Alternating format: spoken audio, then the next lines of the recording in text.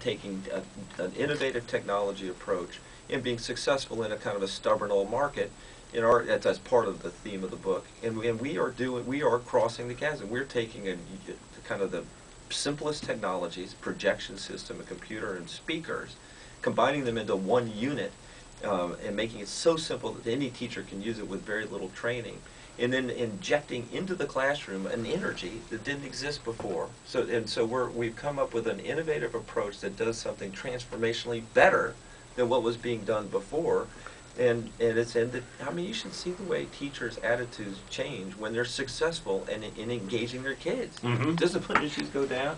The teachers walk in a different way. I've had teachers tell me it's not fair that, Benny Jo uses it because she's already a master teacher. Well, she might not have been a master teacher before she had the cow or the curriculum, and now she's got a new confidence because, in fact, her kids are turned on to learning. She has an enormous tool. I mean, and there's no question about it. Be it chairs, be it desks, they all help, or they wouldn't be adding those. Right. But something like this really sounds like it can juice that situation up. I hate to use that expression nowadays, but you know what I mean. It's academic steroids.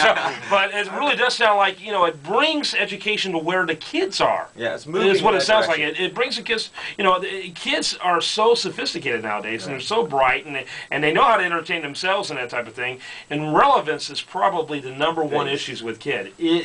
Is it relevant? And it sounds like you guys are trying to really pursue the relevance, if you will, of education. That's very perceptive of you, and I totally agree that relevance is important. I kind of view ourselves as being reformist, but not in the traditional sense of education reform, where a lot of good-hearted people are blaming teachers and talking about unions in a negative way.